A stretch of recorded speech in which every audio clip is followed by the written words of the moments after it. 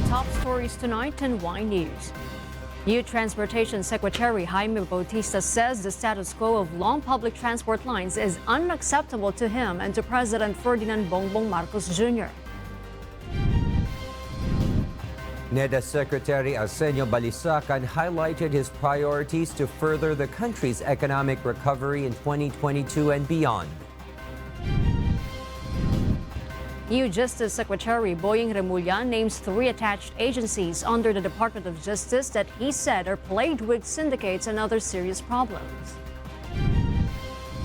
DICT Secretary Ivan John Uy wants to set a 24/7 e-government service to simplify government transactions and minimize corruption. Good evening, Philippines and the world. Today is Monday, July 4, 2022. Join us in the next hour as we deliver today's top stories around the Philippines and in other parts of the world. I am Herlene Delgado. We are also seen in 1,935 satellite monitoring centers nationwide and via live streaming worldwide through the UNTV News and Rescue social media accounts and our website, untvweb.com. I am William Theo. First in the news, President Ferdinand Bongbong Marcos Jr. has taken office as the country's 17th president, but he has yet to fill some key cabinet positions. What is it that's taking him so long? Nelma Ribohok will tell us why. Malacanang has yet to announce who will be in charge of the Departments of Health, Energy and Science and Technology, among other crucial agencies. President Ferdinand Bongbong Marcos Jr. is already in the final stages of selecting his health secretary, according to Presidential Communications Operations Office Secretary Trixie Cruz Angeles. Ang sinasabi is masuri talaga ang pag-evaluate nila dito sa mga kandidato para sa mga posisyon. I understand that this is now going through the final evaluation stage. So, I don't think it will take too long. The President assured the public, according to the press secretary, that he was aware of the position's importance in the fight against the COVID-19 pandemic. The President is quite aware, and in fact, one of the priorities is managing the effects of this pandemic. So you must also understand that this is so important, they must look very closely and carefully at the candidates. According to the palace official, this was exactly why President Marcos was taking so long to select the next DOH secretary in comparison to other positions in his cabinet. President Marcos is considering former Health Secretaries Francisco Duque III and Janet Garin for the position, according to reports. But Go Negosyo founder and former Duterte administration advisor Joey Concepcion said that either Dr. Edsel Salvania or Dr. Ted Herbosa could be the next health secretary. This is to continue the anti-COVID-19 efforts started by the previous administration. Nelma Ribohok, UNTV News and Rescue. We serve the people, we give glory to God. Meanwhile, the Philippine National Police have begun making security plans for President Ferdinand Bongbong Marcos Jr.'s State of the Nation address at the Batasang Pambansa in Quezon City. Lea Ilagan reports. The Philippine National Police are preparing for its first State of the Nation address of President Ferdinand Bongbong Marcos Jr. on July 25, even though they have been doing this year after year. PNP Directorate for Operations Director, Police Major General Val de Leon says they still need to reanalyze the security they provided in the past SONA to iron out some unnecessary incidents. So with the first SONA of the President Ferdinand Marcos Jr., akin pong mismong tututukan ang pagre-review ng mga i-implement, mga policies dito, ang CMC nito para ma-present natin kay Officer in Charge, Lieutenant General Vicente Danao, para din sa kanyang comment. According to De Leon, part of the planning includes how the PNP will deal with the protesters who he claims are always present every year. Major General De Leon said they will hold dialogues with militant leaders for smooth coordination. Gagawin natin ng maaga para ang success na ating natama sa eleksyon, sa inauguration, at pati na rin dito sa incoming SONA ni President Ferdinand Marcos. De Leon stated that they are recommending freedom parks for protesters to hold their events in a peaceful and orderly manner. Leia Ilagan, UNTV, News and Rescue. We serve the people, we give glory to God. As he graced the change of command ceremony of the Presidential Security Group at the Palace, President Ferdinand Bongbong Marcos Jr. highlighted the importance of safeguarding the presidency. Nel Maribohok reports. The Presidential Security Group's mission extends beyond protecting the first family and foreign dignitaries who come to visit the country, as they are out to protect an institution on which the Filipinos depend. President Ferdinand Bongbong Marcos Jr. said this during the PSG change of command ceremony for outgoing PSG Commander Brigadier General Randolph Cabangbang in Malacanang this afternoon.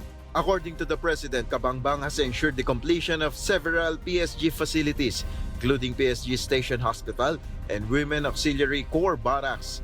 Also, the President thanked Colonel Ramon Sagala, who accepted the challenge to become the new PSG Commander. To the incoming PSG Commander, Colonel Ramon Sagala, you have my thanks for stepping up to the challenge of being the next leader of the PSG. I trust that under your leadership, the PSG will be able to continue the excellent provision of security to the office of the President and the First Family, as well as visiting heads of states and diplomats.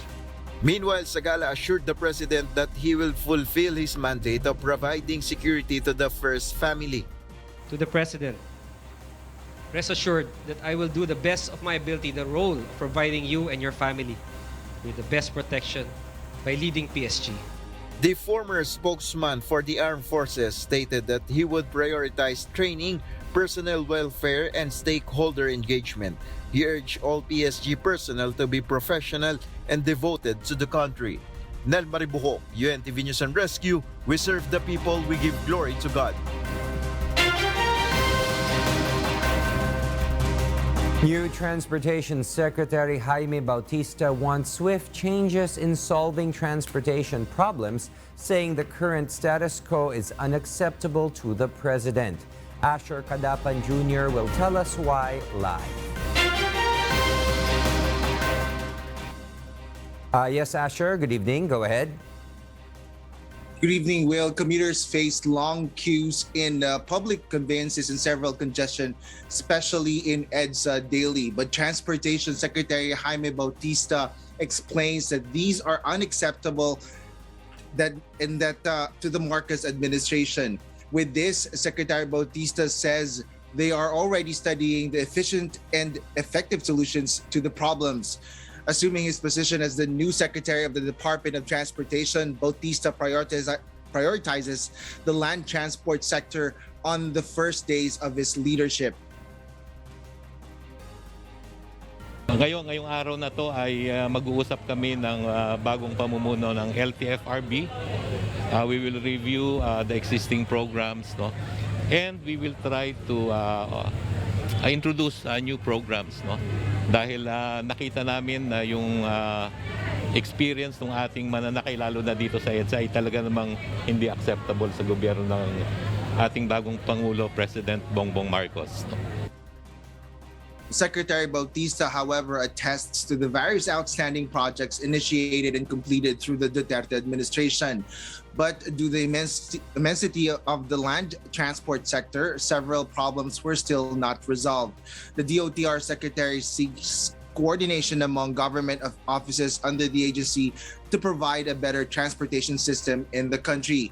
Bautista further reveals that the big private companies have already been contacting him for suggestions and recommendations for the improvement of the transport sector.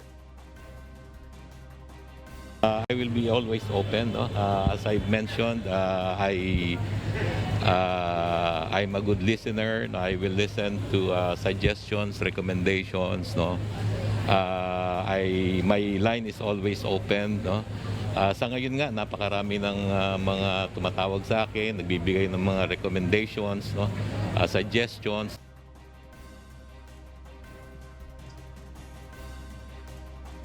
And that's on my Yes, thank you, Asher Kadapan Jr., reporting live from Quezon City. National Economic and Development Authority or NEDA Secretary Arsenio Balisacan begins his official return in the agency following today's turnover ceremony. In his speech before NEDA officials and staff, Balisacan outlined the policies that the public can expect under his helm, including proactive engagement with the private sector and close working relations with Congress on passing economic legislations.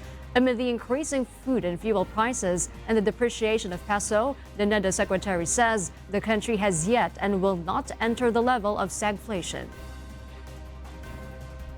We're not there.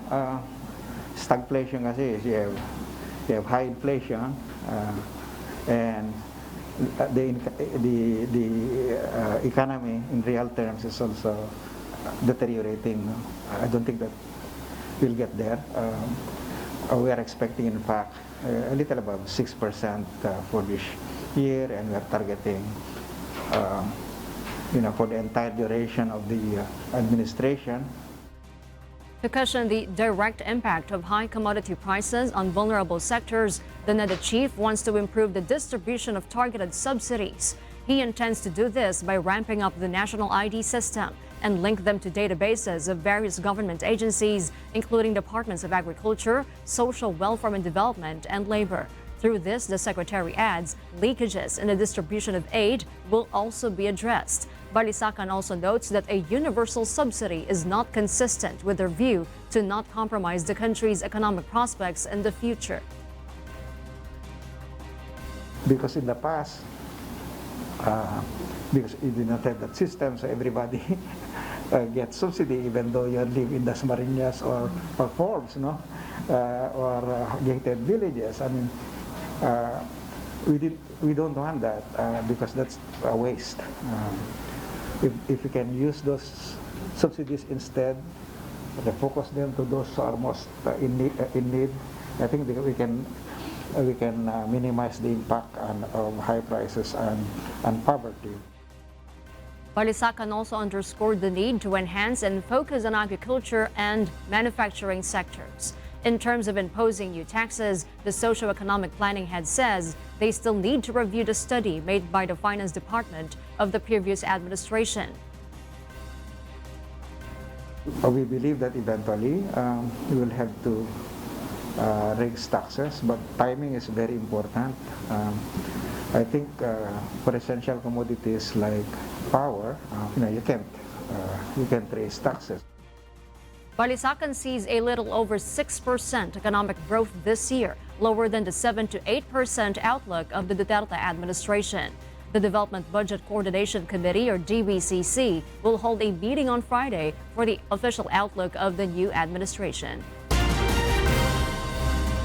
Chinese State Councilor and Foreign Minister Wang Yi will be in the Philippines on July 5 to 6. This is part of his trip to Southeast Asian countries. Wang is set to call President Ferdinand Bongbong Marcos Jr. to discuss key bilateral issues and personally extend an invitation from Chinese President Xi Jinping to visit China. The senior Chinese official is also expected to meet with newly appointed Foreign Affairs Secretary Enrique Manalo.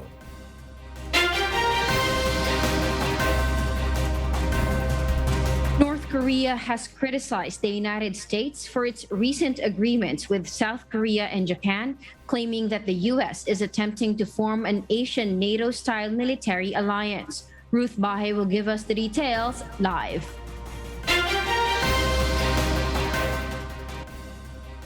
Yes, Ruth? Kath, good evening.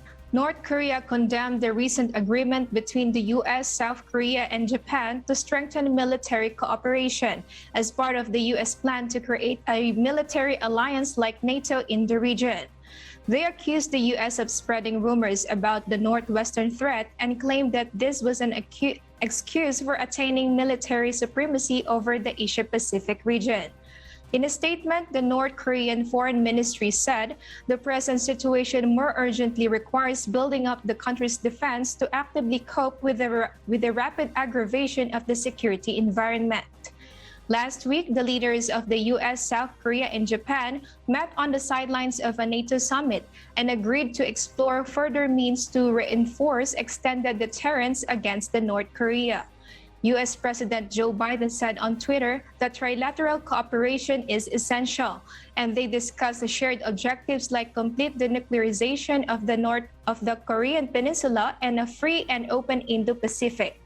This is due to North Korea's ongoing and evolving nuclear programs, which pose a serious threat not only to the Korean Peninsula but also to the rest of the world. Meanwhile, the North Korea has rejected their offers and will focus on strengthening its nuclear defense unless the U.S. withdraws its hostile policies against the country, referring to U.S.-led economic sanctions and military training in South Korea. Back to you, Kath. Thank you, Ruth Bahay, for that live report. The United Kingdom is planning to host the Ukraine Recovery Conference, or URC, next year, 2023, to assist the country in restoring from the devastation caused by Russia's invasion. Britain also offered its financial sector expertise to help Ukraine draw investments. This year's URC will be held in Lugano, southern Switzerland, from July 4 to July 5. URC 2022 intends to provide an opportunity for Ukraine to share its recovery plan and assist the country in getting back on its feet. The 5th Ukraine Reform Conference was changed to the Ukraine Recovery Conference to focus more on the country's recovery. We'll tell you more global stories later, but for now, back to you, William. Yes, thank you, Kath. The new secretaries of the Departments of Labor and Employment and Information and Communications Technology seek to improve services in their respective agencies. DOLE Secretary Bienvenido Laguesma says he wishes to remove the padrino system from the Labor Department. Eileen Cerudo explains why. DOLE Secretary Bienvenido Laguesma wants a more responsive and responsible labor agency. He declares that the padrino or third-party system existing in the Labor Department ruins its goal of serving the labor sector. Kasi yun ang pangkaraniwan na didinig ko, no? Natatakot o kaya nahihiya ang mga manggagawa na mag-approach sa Department of Labor and Employment o kaya sa iba pang ahensya ng pamahalaan. Kasi nangangailangan pa sila ng third-party intervention, yung middleman. Medyo bukod na sa mahihirapan, maaaring mga hulugan ng dagdag na gastusin. As the new labor chief, he would implement programs to abolish the padrino system and make labor services more accessible to workers, employers, and businessmen. He emphasized the importance of the department being more responsive, particularly when it comes to the welfare of the labor sector. Dapat yun ay maging basis ng ating rethinking, no? Refocusing at saka i-align natin na matulungan natin yung mga naghahanap ng trabaho at matulungan din natin ng mga namumuhunan na nangangailangan ng mga manggagawa, no? Meanwhile, Department of Information and Communications Technology Secretary Ivan Uy wishes to continue improving internet connectivity in the country. The emergence of other telcos, according to Secretary Uy, aided in improving the internet speed while lowering its costs. He also eyes on creating a 24/7 e-government services and making it easier for the public to process their documents. The DICT chief is also looking into forming computer-operated government services and use artificial intelligence or AI system to prevent corruption when it comes to providing service to the people. We want to see a system where isang beses lang mag-fill up ng form ang mamamayan natin. At yun na rin no, ang information na kukunin for all the other government transactions. Hindi yung paulit-ulit na kukunin. Also among the target of the DICT is improving free Wi-Fi with the help of local governments. Eileen Cerudo, UNTV News and Rescue. We serve the people. We give glory to God. Justice Secretary Jesus Crispin Remulla assumes to upheld justice and the rule of law during his tenure in the Justice Department. Remulla will also look at the 3 DOJ-affiliated agencies for the alleged irregularities perpetrated by operating syndicates. Dante Almento has the story. President Ferdinand Marcos Jr. selected Secretary Jesus Crispin Remulla as Justice Chief 2 days after the elections. Remulla believes in the Chief Executive's trust and confidence in him to perform a very difficult job. Bakit ba tayo pinili ng Pangulo? Sapagkat siguro, maybe he chose me because I can get things done. That is the ultimate reason, probably, that I was chosen by the President and that I accept challenges. I have accepted all the challenges given before me. Remulla, on the other hand, promises to be totally committed, impartial, and to protect justice and the rule of law as he performs his duties. Ang rule of law ang manaig sa ating bansa. Tayo po ang frontline sa lahat ng ito. At kailangan po umandar ang sistema ng hustisya nang walang kinikilingan at walang tinitingnan o tinititigan. Dapat lahat pantay-pantay. Katulad po ng blindfolded lady. Meanwhile, the Justice Chief added that during his tenure, he will focus on the Land Registration Authority or LRA, the Bureau of Immigration, and the Bureau of Correction or BUCOR. Ang aktibidad ng sindikato na naroroon, nananaig sa loob ng sistema ng LRA. Sindikato na may tao sa halos lahat ng sangay ng gobyerno. At ito po ay isang hamon sa atin. Kayo ba rito, nakasama ko, ay papayag na tumagal pa ang sindikatong ito. Remulla disclosed that there are some syndicates working in the Land Registration Authority and the Bureau of Immigration. Merong extortion syndicate, human trafficking syndicates, at protection syndicates. Sabihin nyo na kung ano ay naroroon. At ang malungkot dito, the sad thing about the Bureau of Immigration is that the Bureau of Immigration exercises sovereign powers. It is the face of the country. Dante Almento, UNTV, News and Rescue. We serve the people. We give glory to God. Former Solicitor General Jose Calida has officially assumed the chairmanship of the Audit Commission. The new leadership intends to be more aggressive in dealing with corrupt agencies. Ray Pelayo reports. The Audit Commission checks and balances how an agency spends their budget and implements programs. Its new chairman, Jose Calida, the former Solicitor General of the previous administration, assumes that the new COA will be more aggressive in fulfilling its mandate. Magiging giant ito. Malaki na ito. Palalakihin pa namin. Calida promised to ensure that the country's money is spent in the way it should be spent. It will also focus more on agencies with corruption issues. May mga agencies ba particular kayong babantayan like customs, AA, may mga ganun ba, sir? Lalo na yung issue ng corruption. Babantayan namin sila. The official remarks on the president's marching order to him to lead the agency. He is also convinced that the judiciary is on their side. Babantayan talaga namin, di ba? Kasi sa Supreme Court nga lang, panalo na kami palagi. Kaya manalo pa rin kami. Calida asks the public for more time to study the agency, but he is satisfied with the briefing he received. Ray Pelayo, UNTV News and Rescue. We serve the people, we give glory to God. Secretary of the Interior and Local Government Benjamin Benhur Abalos assured that the renewed campaign against illegal drugs will adhere to due process and the rule of law. JP Nunez reports. Department of the Interior and Local Government Secretary Benhur Abalos Jr. announces the department's key agenda for his first 100 days in office. One of them is to continue the war on drugs campaign as intensive as the previous administration. The war against drugs will be as intensive as before on the basis on my oath as a public official in accordance with the Constitution.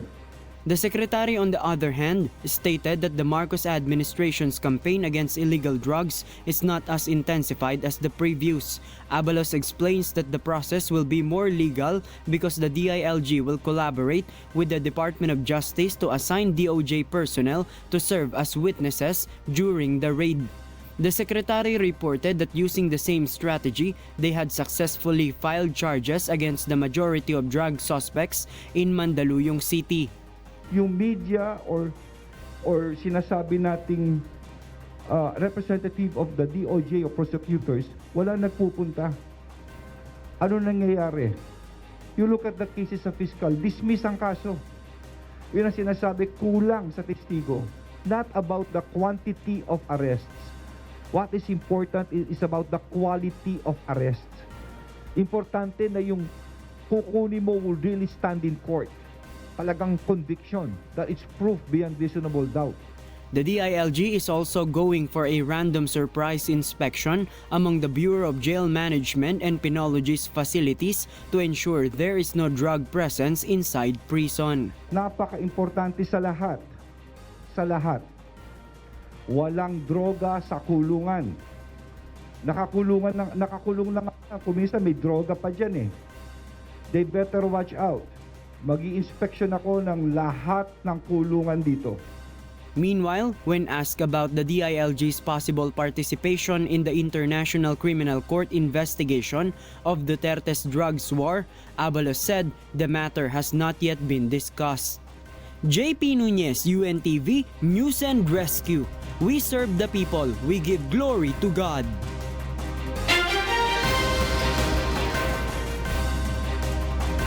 As Europe will no longer depend on natural gases amidst Russia's invasion of Ukraine, Europe plans on importing hydrogen for their neutral carbon project. Ryuji Sasaki will give us the details live.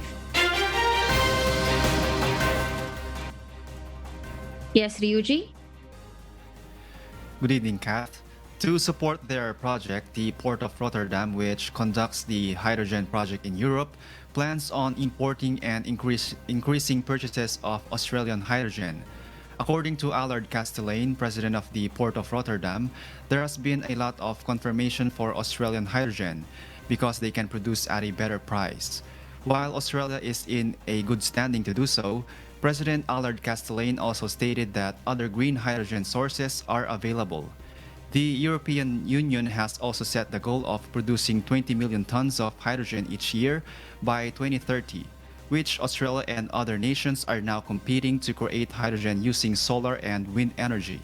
Meanwhile, initial tests for Australia's green hydrogen production have begun, with Australia shipping out 225,000 tons of liquid hydrogen to Japan. Kath? Thank you, Ryuji Sasaki, for that live report. Long lineups, canceled flights, delays, and lost luggage affect air travel in Canada, and two of the country's largest airlines will reduce flights to address customer service shortfalls. Miguel Moldes will tell us why. Canadian airports are dealing with several problems amid the busy travel season. But TravelandStyle.ca founder Jennifer Weatherhead stated the same issue is happening at all major airport hubs around the world. She advised travelers to get to their airports as early as possible and to check if their travel insurance covers trip cancellations, interruptions, and lost or stolen baggage. Airports are also advising travelers to arrive no more than 4 hours before their flight. Average airfares at this time range from $300 to $1,000 Canadian dollars.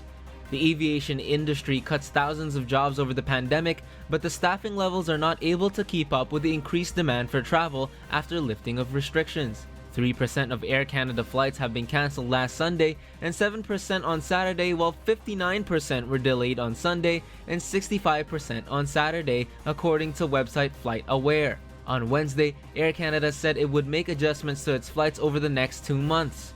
They sent an email to the customers of the flight reductions for July and August. With connecting flights canceled and rebooked flights being scheduled for the following morning, some passengers chose to stay the night at the airports. Some missed their flights after being delayed at customs and security, while some experienced not receiving their checked-in luggage, needing to wait a week. Miguel Moldez, UNTV News and Rescue Canada. We serve the people, we give glory to God. And those are the reasons behind the news in other parts of the globe. I'm Kat Tumaraos, live from Bangkok, Thailand. Good evening. Vice President and Education Secretary Sara Duterte has appointed her predecessor, Leonor Briones, to be her consultant.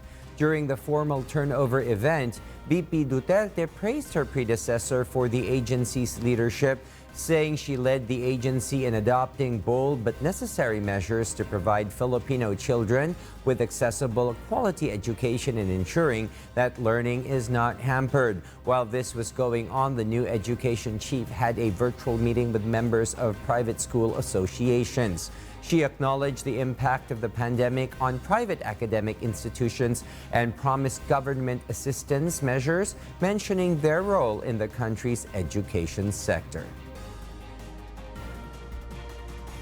Thanks to Secretary Liling, thanks to this team, our public school teachers now earn more than their counterparts in the private sector. Indeed, you have broken a glass ceiling in Philippine education history.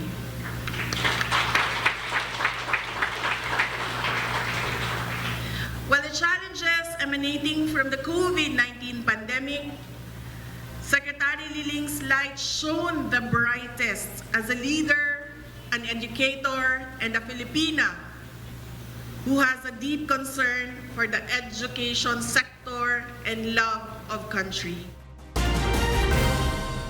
According to the Department of Health, the Philippines recorded 51,622 dengue cases between January 1 and June 18, 2022.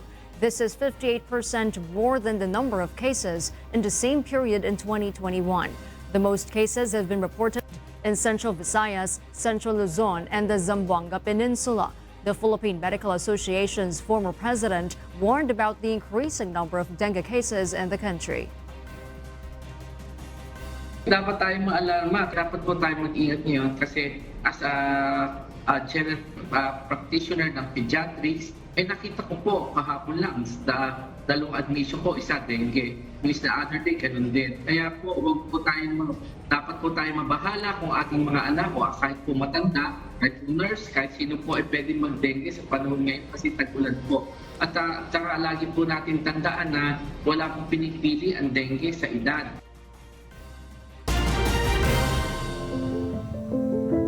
Our Kasangbahay, as the world faces these trying times amid the pandemic caused by coronavirus, we are inviting everyone to join the global prayer for humanity from Monday to Friday, 9:30 p.m. Philippine time through the social media accounts of Members Church of God International.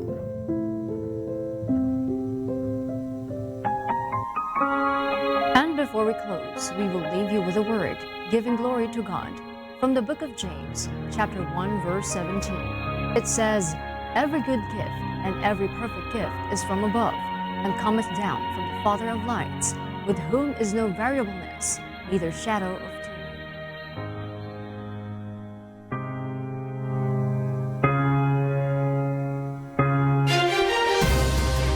And those are the reasons behind the news, July 4, 2022.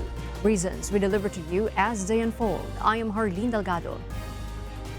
And because we need to know, we will always ask why. I am William Theo. We serve the people. We give glory to God.